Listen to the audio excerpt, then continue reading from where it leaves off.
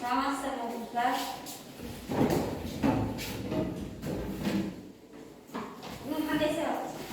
Hazar sarana bizler hani kapatmayı tanıştırdığımız, tanıştırmayı tanıştırdığımız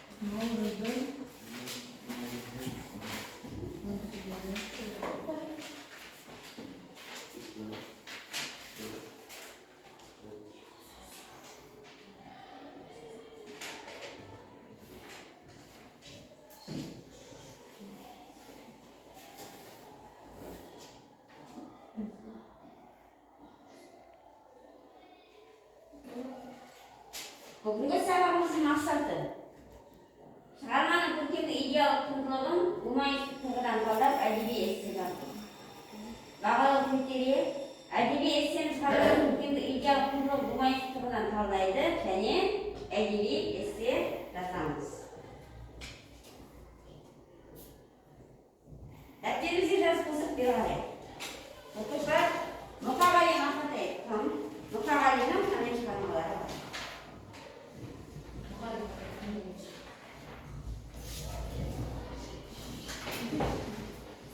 Орнымыздан жазып, тақтаға шағайық. Мұқағали Мақатаевтың және Мұқағали Мақатаевтың қандай шығармалары бар?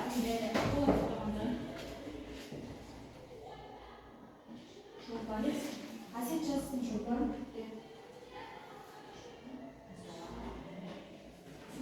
Өмір өзек. Шолпан жүрек.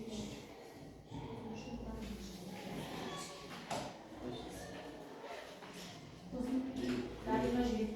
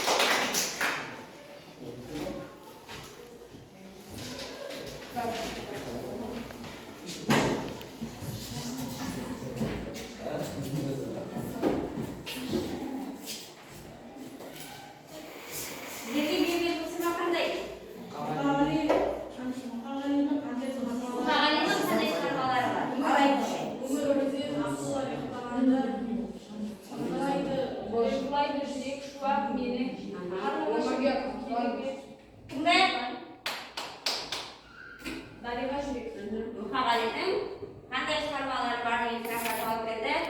Дұрыс па? Иә. Келесі сол.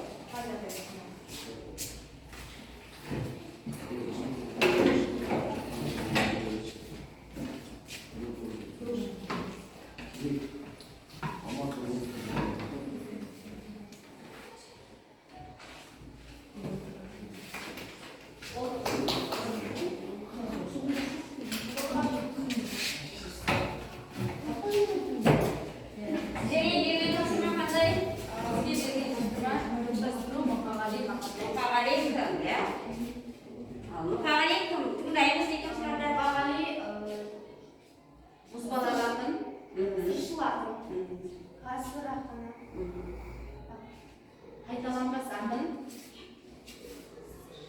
аудармашы, жазушы және де Мұқағали 1930 жылы туылып жатқанда Алматы облысы қазір Мәлібек ауданы деген. Шын аты есімі ғой? Мұхаммед келсеңіз бала?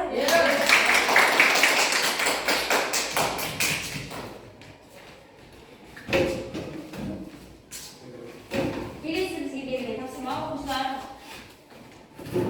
сурет беріпті. Суретпен танысып, ақылы ұйықтағанда поэма темасы бойынша автордың айтқысы келген ойын жазамыз. Бірінші топ, екінші топ, аққуға незімейді. Аққу қандай?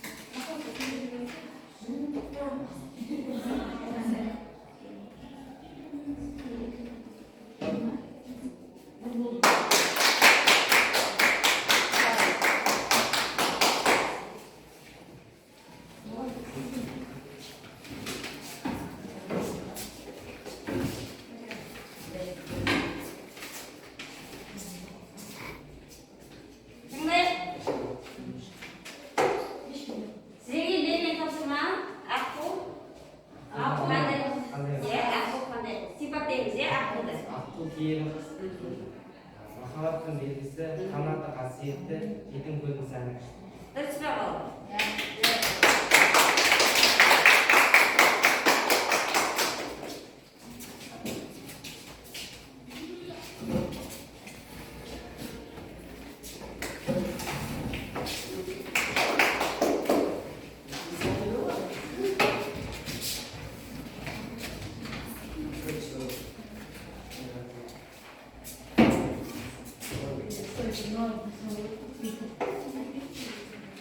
Сізге тапсырма. Бізге суретпен танысып, аққулар кітабының поэмасы бойынша автордың айтқысы келген ойын жаздық. Табиғаттың қасиеті, қасірет пен қасиет, қазақтың өміршілдігі, ана мен ақыл құстың махаббаты. Келсеңіз.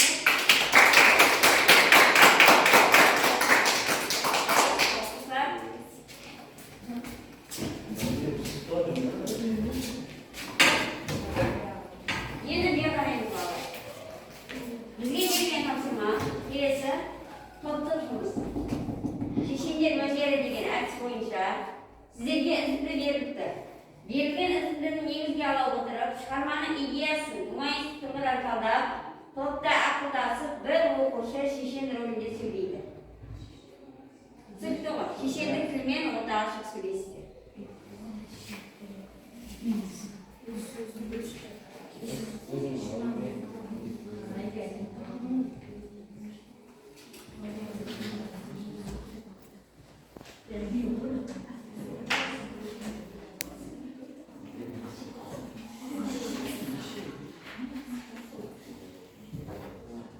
Жазамыз, ота ашық қорғаймыз.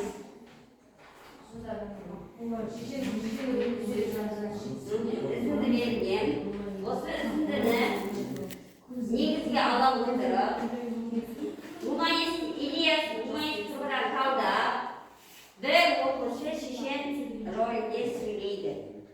Түсінікті ме? Түсінікті болса жасайық.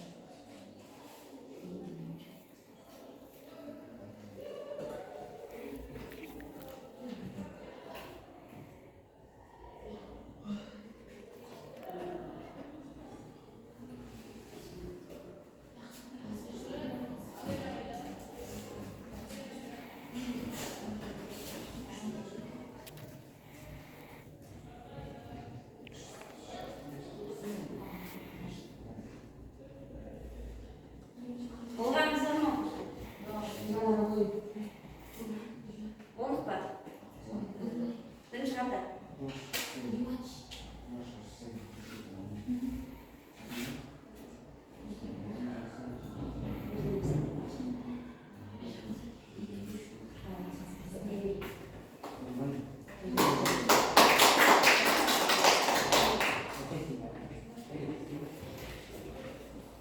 берген тапсырма өлеңнен үзінді берді, ya?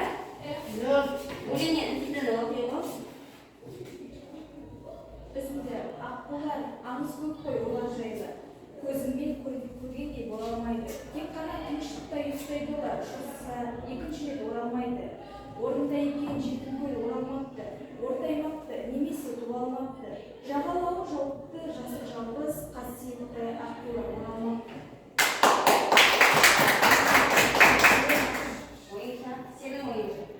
Менің ойымша бұл поэмада аққулар жайлы көп аңыз бар екен айтады. Аққулар жосса екінші рет оралмайды, оған дәлел жетім ғой.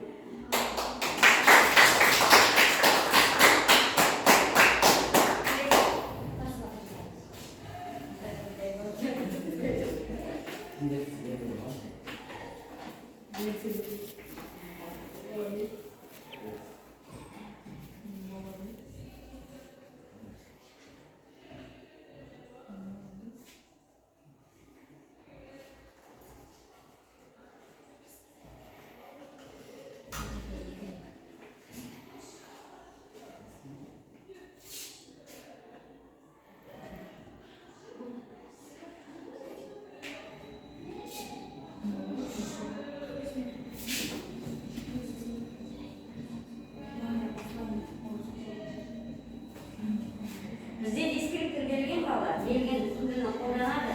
Карманың көркемдік идеялық анықтаймыз. Карманың көркемдік идеялық сыйлығын болмайсыздығынан талдаймыз.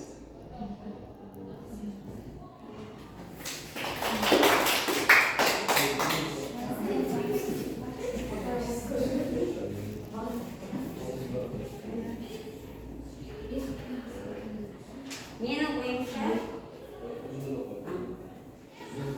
аққулар аңыз көп қой олар жайлы. Көзіңмен көргендей бола алмайды. Тек қана тыныштықта ұйықтайды олар. Шошыса екінші рет оралмайды.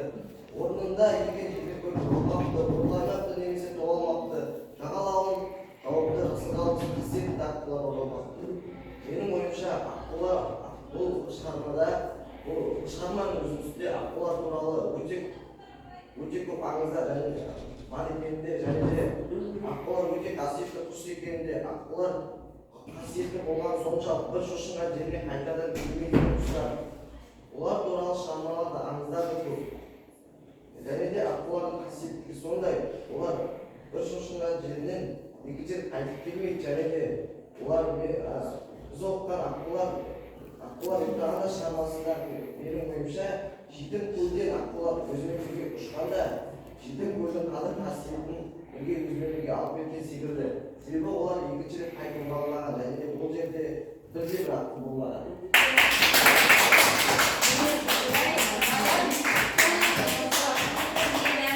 Аққулар ұйықтағанда поэмасын өттік. Аққулы көл тақырыбын өттік, ya? Поэманың не екенін білеміз. Қалай жазылғанын білеміз, ya? Бір-бірімізді бақылай қояйық.